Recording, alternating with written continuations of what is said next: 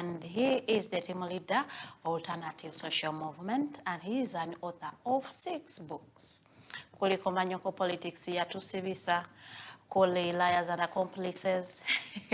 Kole Mr. President, I am not sorry, the Halloween bus as the new West. So sobola okubanga munange wefunira any of those copies ku mitwalo 5. You can slide into my inbox ku social media and Safari Bikobere oba osobola okunkubirako ku 0783047789 0783 047789 noberanga ate munange osobola okwefunira emu kwezo copies emitwalo 5 delivery tuteesa ne sharinga kataboneka kutuukako. Don't go to bookshops tojja sangayo Halloween bus I deliver olw'ensonga zetumanyi zetusiriikidde. So osobola okunkubirako oba okujja mu inbox oba inbox ya The Alternative Uganda oba inbox ya Mr. Norman Tumuhimbise o Mukosei Arnold Anthony. Ezo zonna ogenda kubanga ate osobola okufuna any copy of those books I have mentioned. Tubadde ku nsonga za security ng'omukulu akyatuwa analysis ye lwaki tulo emundu ziri all over Uganda. So katukakasiza, and this is something I'm actually school of thought ebadde mundu eziri mu bannaUganda abantu abulijjo nazo nnyingi. Abasinga be ba pointing out than Uganda be bayita batera kubayita ennaku zino abalaalo bayina evidence at least. So there is a thing no man chogera konti mu bannaUganda ababulijjo amamundu mwegali ne bannamagye bennyini amamundu mwegali kino nga kiba kitiisa nnyo no man nanti ekisooka kya byonna abantu okufuna interest okufuna emundu babe it's a symbol nga baloozinza obwesige mu government yaabwe obutasobola kubakuuma. That's a logical thing. Gwe ekikuleetera okusekufulu 8 ku luggi kwekakasa mbu ekikomera ekyo landlord kye yazimba it can easily be accessed by thugs. Kati n'ekintu ekireetera abantu okubeera n'olukujjukujja okufuna emundu ankubuli n'okola roadblock mu town omwo n'emmotoka bimpenkoni mulimu zi eke ziri wano wasiba ziri nnya nako. You get? So baloozinga bafiirwa obwesige mu government esobola okubakuuma. Kyokka n'abali mu government nabo olw'okutya ku lw'ebikolwa bye bakoze nabo kati batutya. Batya abantu babulijjo nga nazo zimala. Kati awo obuzibu buva bano abalina emmundu nga beekuuma government nga beewala abantu be balina okukulembera. Olumu bakontana n'abo ate balina emmundu nga bo ba government nga endagajjavu etasobola kubakuuma. So in between there is that friction. That is why bwabeerawo yadde akajaggaliro mu town katugeze babbi obaaki ogenda okulaba nga abantu bali mu casual clothes nga buli mwa agyeyo emmundu. For some reason, even in some arrests, they collide, you get because there are so many guns, there are so many agencies in this country. Police, utafuna independence, there are 7 directorates, 7 in 1962. Of late, Simani, how many directorates Uganda police has? Almost every movie, because look at, I'll quick example here, crime, okay, why we don't go CID? Criminal Investigations Department. Nebakwata nebongeramu another I, bakifula CIID. Criminal Investigations and Intelligence Department. Nebavaawo nebakuwa kati Crime Intelligence. It's a whole directorate. But there is also CID. CID ina director wayo. Crime Intelligence ina director wayo. Ono musirikale some gentleman, some Muganda man, Brigadier General Damulira. You get? But also CID has its own. I think it's now Magana, some name. I think it should be Magana or something from Hoima there. Any other departments? Katibu otuukaawo, that confusion as in itself, you have too much human resource with too little human resource skills. So you are overcrowding.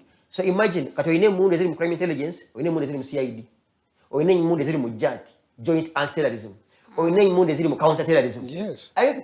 All of katoyinza kumanya because bwango ginaka human resource akatono kanguka kumanaginga because okumanaging emundu 10 no kumanaging emundu 2 kyanjawulo mu bantu ebiri abali access ku mundu chances ojja kusangamo bakajja bangu nga 5 You get basobola okupangisa emundu ezo basobola okukozesa kye baagala. So that alone ne banayo nga it's a weakness on the government side. So about guns, mwina abali mu government balina okuddamu ne balowooza how to reduce, because visibility y'emundu n'ebe uniform, it's not what guarantees security. Have you seen any navies or state department abakumanga ba Biden nga balina uniform eyo mundu muzirabika? But do you know how lethal and and effective they are? Let's also look at the victims of this criminality. For the past year at least, we have seen a lot of political players. I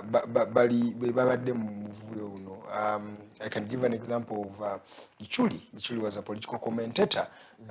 You can also say Sobi, because Sobi has been in line of politics also. And the recent one being Bugingo. Yes, that is the reality, because it is on record. Sobi ne t-shirt za dayambala za mzukuru wa mzee. Sobi has outrightly said these things. Akolagana ne government, akolagana ne CMI, akolagana ne President Museveni. Yabyogedde, it's on record. So, bana abantu abafunye obuzibu wano no man. What is the common denominator? Why is it that the attacks, yes, they have been on normal Ugandans, because now bafunye fair share, waliwo bakubye ebijambya, bakubye obutayimbwa. Ate assassination is sinze tuzirabye mbano bano bewalise ba political commentators abalina oluuyi oba oludda kusa. Natira ddala nga balinga abali ku ludda lwa government. No, it's a two-way traffic. In some mumawanga agamu,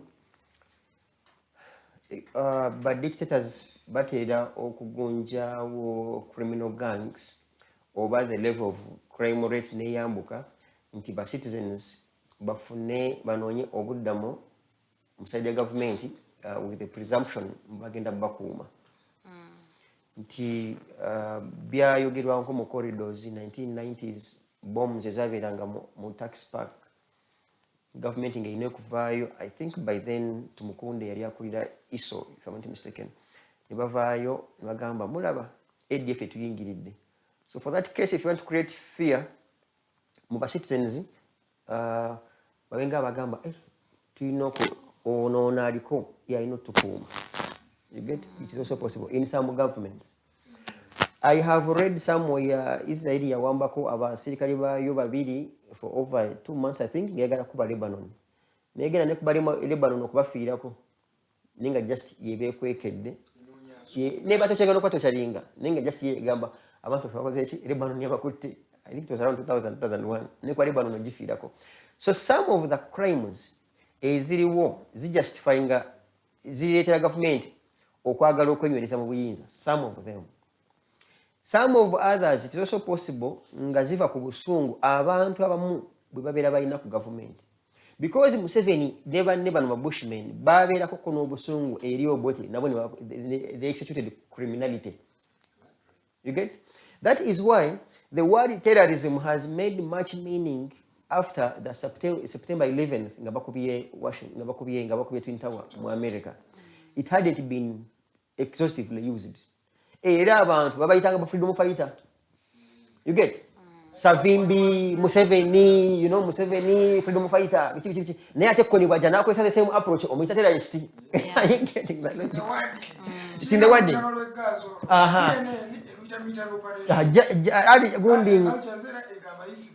Israeli bagirabanga eyerwanirira eri ku defensive.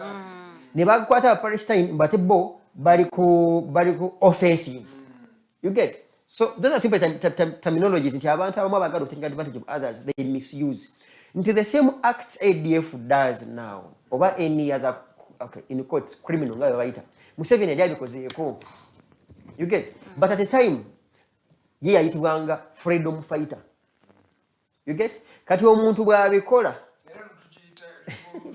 awotyo ne bafuna n'emidaali era egyo emidaali Edgar gy'olaba ne muzeeyi we gyafuna bonna relatives abali mu lutalo olwo tebafuna gyakuba muno balinga bakola zi massage abasirikale boboti bagifuna kubanga batta abali mu government. You get?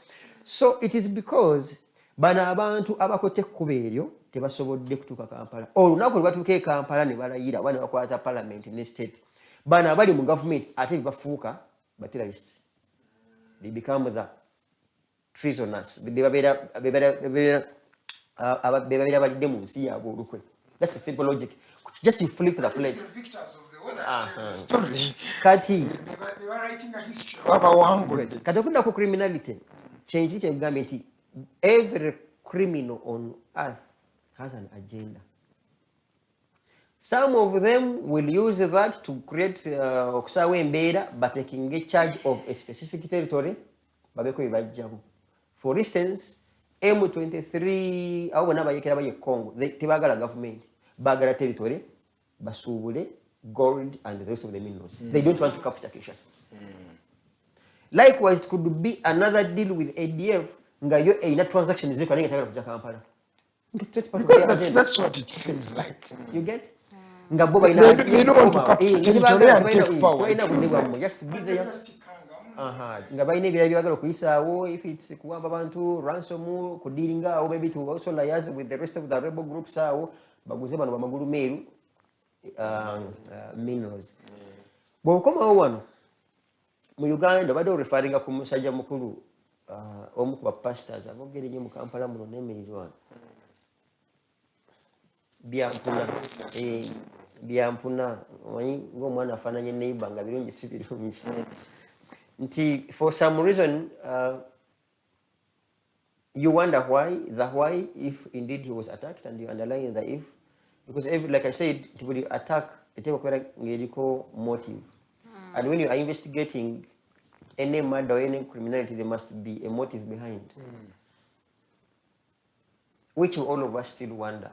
Because abamu kuffe abalala balira embona ffe tufuna obudde tuteekinga some short courses about forensic science and investigations. And I was trying to look at the picture on of the survivor of the attack, and I think it's even there on the screen. Of course, not because we are experts, but because to apply, applied science. So this is applied sixth sense. Of course, first of all, is to congratulate Mr. Bugingo for having survived. Yeah. That's, of course, it's a plus. At least he can, despite whenever at least he surviving. Mukama yamuwa second chance on life. Katonda yamuwadde second chance, oba ye yajeewadde. It can be either way. It's also possible. Nti byabaawo ne kati eggwanga Katonda liyamba litafiirwa abantu babiri lifiirwa omuntu, which is also bad. No one's blood should be shed, especially with such attacks. But now my ebibuuzo byange eri abakulu nze singa nze mbadde mu buyinza oba nga nina bwe nsobola okukubira essimu anyambeko kumuwa ku magezi, I think Pastor Bugingo would be investigated, and yes, this is in good faith, because naffe olumu bakuyoola era poliisi eddamu nze waliwo banjoola emali ennaku 19, I think also in a safe house, but when they threw me home I was summoned to police because police didn't know who had taken me, and it's possible CMI can take you, police nga temanyi ngera CMI bwe yatujja wano police nga temanyi we tuli. You get? So in a good faith that man would be investigated, because nadde bambi ng'olumu nange mpaayo obudde okuwuliza bu video oba audio obubwenga nnyonnyola nga bambi ageza kunnyonnyola. It is also possible nti entiisa esobola okujjako nga byonyona tebitegerekeka. Ngeri abagambo ekyeka ngo tekimanyi muzira, because nembwa bwegikanyugira omukalo esooka kudduka. Now the question is to you journalists n'abalala batulaba, ekifaananyi nga bwe bakibadde, singa omuntu akanyuga ejjinja ku mmotoka, your reflex action tekugamba kuyimirira, ekugamba kudduka. That's the general rule, the law of nature. What if I want to stop to see who exactly is throwing this gun? In military, when they are training, they are kujjamu ye principle ya self-preservation in most cases, especially when you are guiding someone. Because the principle of self-preservation, ndwabeerawo ekintu ekikujjidde kati tuli wano Edgar nga tuli basatu ku seti, singa fe ababiri tukwefuulira nga mazima osigaza bulamu bwo kubanga bwegenda okuweebwayo okola buli kimu ekisoboka to preserve your life. That's the last principle of self-preservation. Nti babeera abantu 10 amazima waki ojja kuluma omu okutu to execute the principle of self-preservation. So the principle of self-preservation nga bakamala okuba essasi with reflex action. Bugingo yandibadde either fubutuka mu motoka nadduka.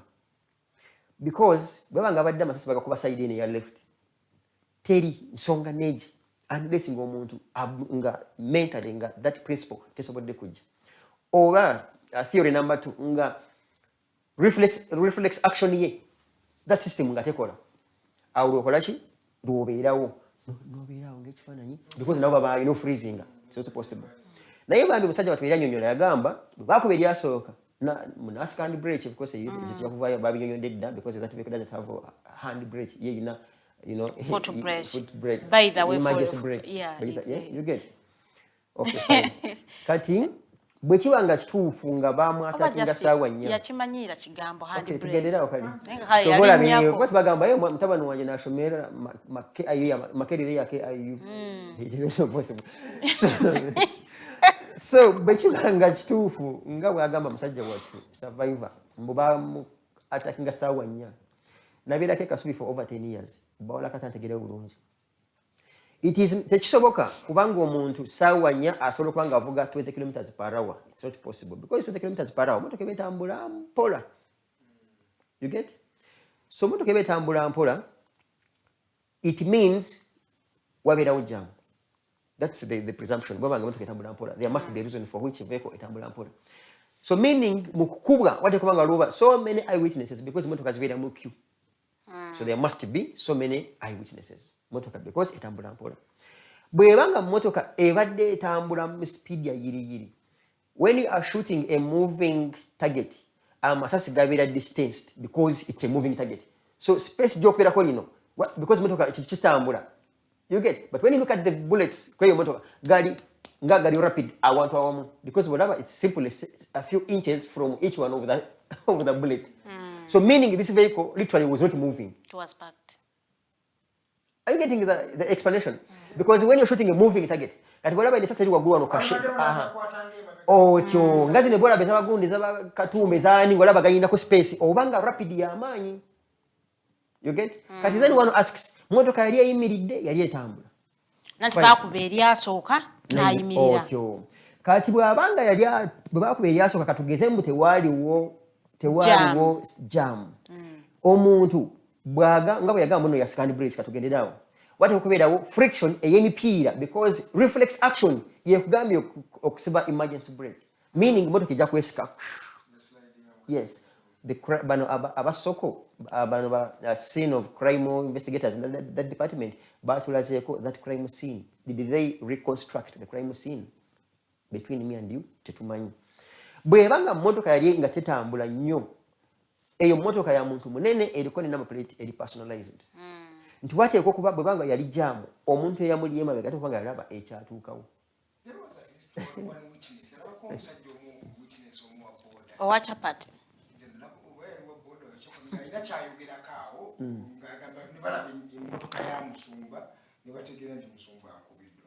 Bawala kata singa I think tujakola ko field study as a team tuyitewo ate batugana okuyitawo kubanga yako ya kuyitawo nga tuli motoka yafika tambula. You will be shocked whether sawa nya is possible mbosolo kufuna just one eyewitness in Kampala here because of isn't it late? It can't be late with this Kampala namungona ya eyo tuveyo today ku theory gankuto mugongo bakubye pa mpulida amasasi 13.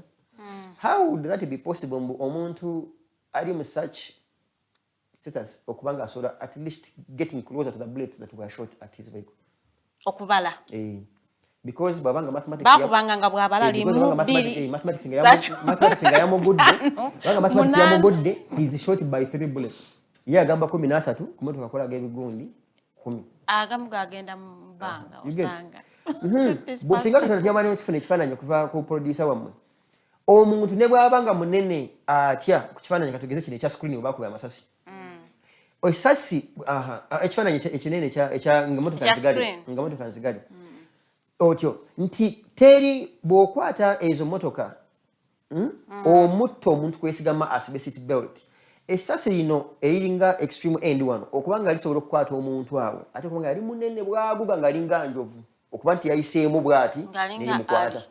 Moses Ali. You get that logic? Bw'olabawo because teri mmotoka gy'oggala luggi nga wano w'oluggalira wakwata omuntu weyesigama. Literally watera okuba wano weyesigama nga wali mabegako. So bw'olaba omukuumi wa Pastor Bugingo, he's as slender as possible. He's not, si munene nnyo nti yali ayiseemu ng'abwegedde akoma yiye eyitibwa kuba gayita ne mu lubuto. You get? Kati assuming he's a professional SFC, he must have had a seat belt.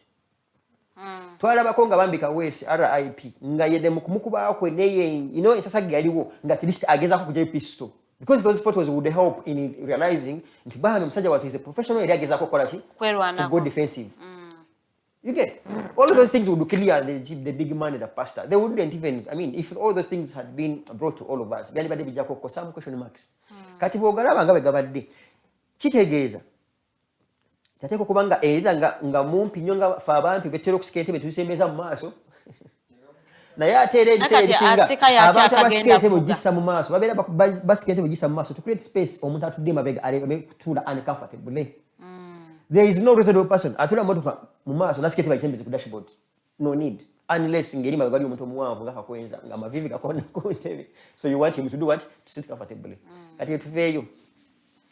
Boleta theory munangwa ku mugongo nangwira in my view space ey'omuntu omuwanvu nga bwe tumulaba bwe yali okujja agwira ono ku mugongo ate amasasi negabeezawo nga ono omusimanga ngono yayambala amasasi kyanjawulo unless ng'omuntu asize endabirwamu n'agakuba live bullets nga pistol agikusongamu ki mu mugongo because by the shooting they were straight bullets.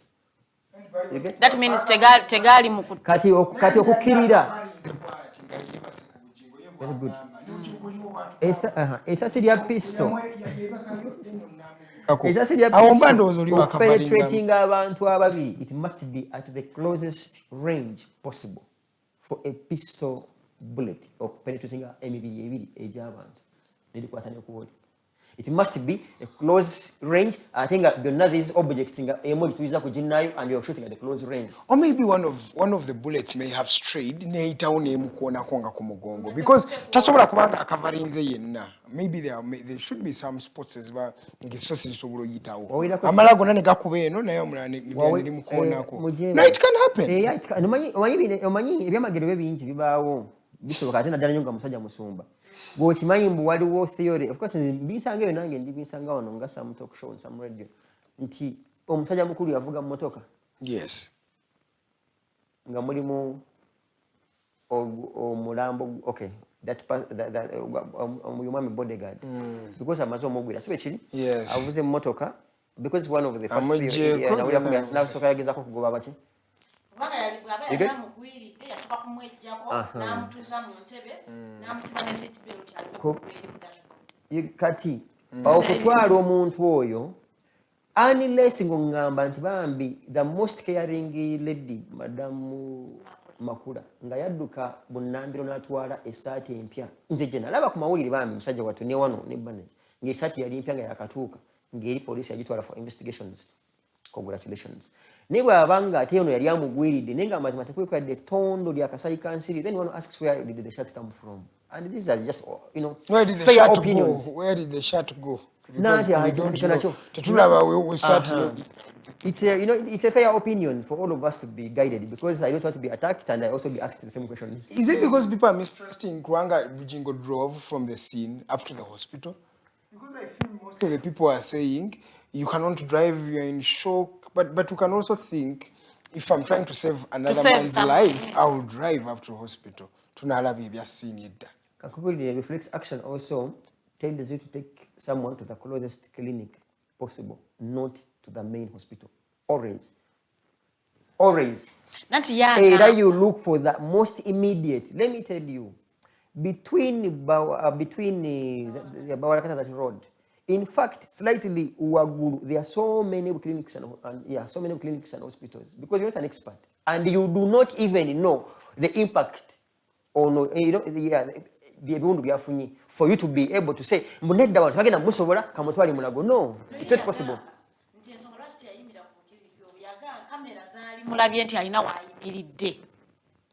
kwe kuvuga straight mukungujjo paka mulago ate obuzibu kuyire kamera busanga ze simanyi lwaki yatya kamera okulaba nga abakala okumutta bali mulabidde ku kamera ate be yavuze be yabadde agoba obuvumu bwefuna tannakyogera tiyagamba ode yasooka bamulaba be bagamba nti bwatu bwe yagamba bagenda ne bamulabako nti yagezaako okugoba. But for me I'm thinking according to his words because we're following yavuga n'agenda paka wa mulago okujja maybe the red flag is natena it's not also a red flag because yapakinga ku mocharawo where police we mulago casualty wenyina waliwo police bwokimanyi ne mu roundabout every roundabout ku northern bypass yokera kuti 99 ne bu police post okimanyi ba mu Lubigi waliwo police ate nga nene mu Lubigi wenyina awo. But at that time he was not looking for police, he was looking for a hospital tasabulamu. Congratulations. Anyway, to say for me he would perhaps guide the public, of course, to avoid any future attacks on him or any other person. So the only question I ask is, why would he drive ngata jira raising alarm or attracting attention, and you are driving peacefully? Engombe, it's a defensive mechanism. It's an alarm. Nduru. Era muzungu engombe agiteka mu motoka yenduru. Ojikwesanga weapon mu kuyomba, someone akuvugidde bubi, no kuba engombe. Kati imagine reflex action etagamba kuba ndulu tufa because for some reason omuntu atabera too professional bo kuba engombe it can divert and attract attention kubanga be yayitako bali chugambye yatuyiseko ngavuga kiwa lazima you get. Then finally from me a professional assassin atandikana driver in most cases. The reason is to disable that vehicle from being in motion. In most cases also, basoka na mipira oba kuba radiator, bonnet, over the windscreen. So that the target weta kola chi chagenda. Neba ambi musajja watundoza yali akava mu academy. Yasala okusoka nechi ne co-driver. But in at the end of it all, we still thank God for some of these questions might be answered in heaven. They say rest in peace. If there is any dubious dealings about the assassination of that gentleman, he may not rest in peace. Abasinga baganye n'okukiriza nti Pastor Bugingo there was an attempted assassination. Zikinebuuza bannaUganda twatuuka ddi kweno level. Nanti olumu Edgar kwanga n'embeekuulo yabaddemu just wakwate tuli mu kujooga. I think essanyu lyabaddemu because pastor ye pastor nga ye naye yasanyuka nga kanso wa Mary afudde. Omu ku ba pastors kati so because naye yasanyuka nga kanso wa Mary afudde Ugandans had to be happy. Abamu ku ba pastors and this is in good faith. Abamu ku ba pastors abata promoting nnyo kintu kya obumu mu ggwanga muno in my view is Bugingo. Unity. He has, in my view, and this is a personal opinion, and I don't even have anything personal against that gentleman. In any case, Avane Rwengo wafe, we Chingo is part of Rwengo. Now, he is one of those few abata preaching unity. He will be on Katuti.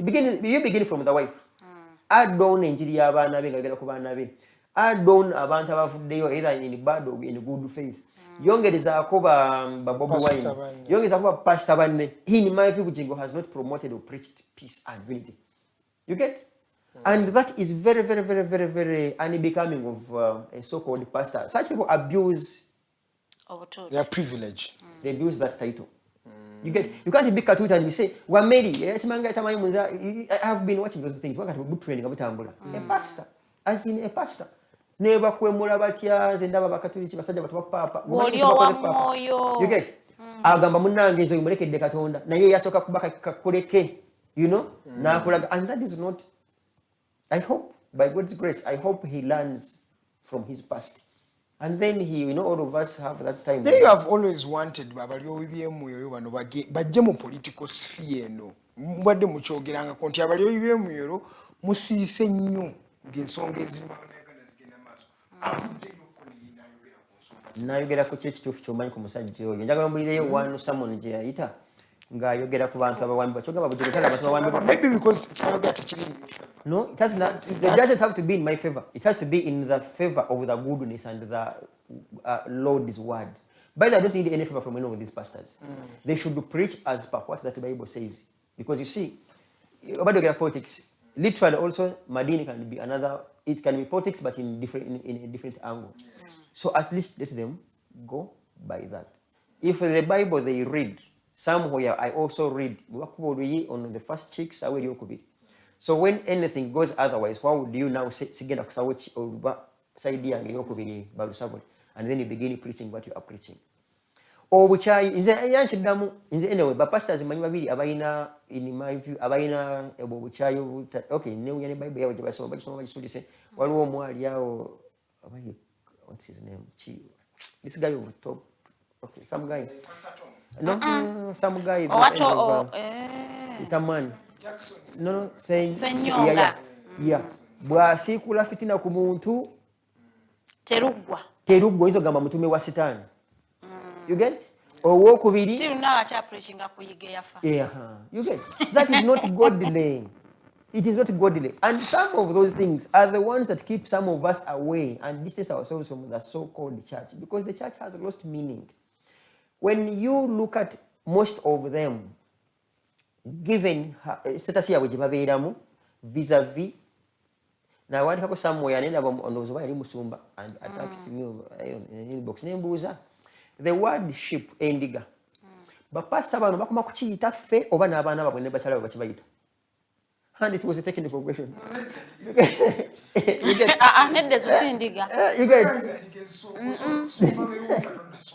You get? Nengamba Ediga and Friday number 11. Go so with Ediga singo tandika church. No gamba boli wa Sunday. Olira. Choche chiwebwayo wechi mweche 10. Sondeka factory. Mu community eyo. Esende mazo wayo. You know how many people you rescue from poverty? You get? Era tusoka kuzimbira mukama. Kubanga abami abo n'abakyala abo bataddemu endowooza egamba nti waliwo omuntu omu ali invisible waggulu awo abatuma abakkako n'abatuma tubawe ssente ne tuzibawa mu ensinga eraba emisana naye omuntu yoyo omu baba bazimuwa tebatulaga butya bazimutwalira tuziraba nga bamaze kugula ziyoro omudini nga ziriko praise Lord. You get those things. No. This is factual. Edgar, and by the way, I think one of the members I like in your team, Tenjo, I think. Tenjo is some young girl in this organization. Her type, I am sure, as they follows night, something like that. I think that's one thing I know about her. You get? There are very few pastors, of course, and we commend them. But those few bad ones spoil n'ebirungi byabo abalungi bibakola. I think it's another for some other day. Some places you will pay money for Thanksgiving, you will pay money for this, you will pay money for the choir, you will pay literally everything. And we then wonder, so what does the Lord, the dear Lord, give back to the public? Through them, I mean. Blessings. No, he blesses you. Yes, blessings. No man, to pay.